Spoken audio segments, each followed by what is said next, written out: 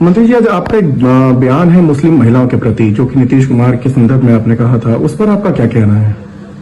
ऐसा कुछ नहीं है। देखिए, अगर किसी को भोजपुरी भाषा और पूर्वांचल की सामाजिक संस्कृति का थोड़ा भी ज्ञान होगा तो वह अच्छी तरह समझता है कि हमारे गांव देहात में जब किसी बात को टालना, हल्के फुल्के अंदाज में खत्म करना होता है तो लोग पारंपरिक तौर पर कहते हैं। जैसे उदाहरण के तौर पर बताओ, हमारे भोजपुरी में कहा जाता है कि फलनवा यह कहले बना कुछ और ना ही कहला सा ना, चला ही बतिया छोड़ दे, तो उसको कर दिया जाता है, इस तरीके से बोला जाता है। तो भोजपुरी और हम लोग उसको संभल के हिंदी में बोलते हैं क्योंकि बोलना ही होता है। तो ये कोई अपमान नहीं, बल्कि बातचीत को आगे बढ़ाने और विवाद से बचने का लोक प्रचलित तरीका हमारे यहाँ पूर्वांचल में। और मैं गोरखपुर और भोजपुरी अंचल का व्यक्ति हूँ।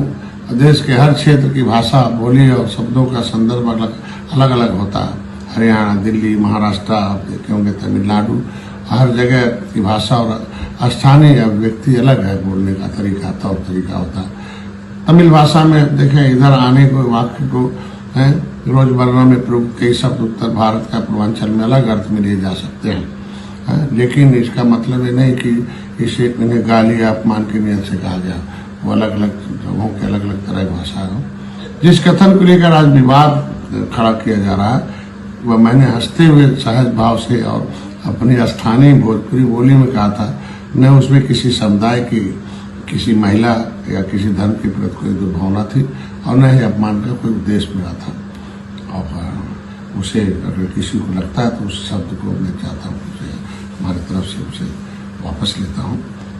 लेकिन अफसोस की बात है कि कुछ लोग जानबूझकर बातों को बढ़ा चढ़ा कर पेश कर रहे हैं और उसे एक एजेंडे का रूप देने की कोशिश कर रहे हैं। लेकिन अगर किसी को राजनीति करनी है तो करें, लेकिन देश और समाज को अनावश्यक तनाव पैदा न करें और जोड़ने के काम में आए। जहाँ तक माननीय नीतीश कुमार जी का सवाल है, जनता उन्हें काम को जानती है, समझती है और उसी आधार पर बार बार उन्हें समर्थन दे रही है, जीत और मुख्यमंत्री बना रही है। उन्होंने जो काम किया वह जनता के सामने है, आगे भी जनता ही तय करेगी किसे समर्थन देना है।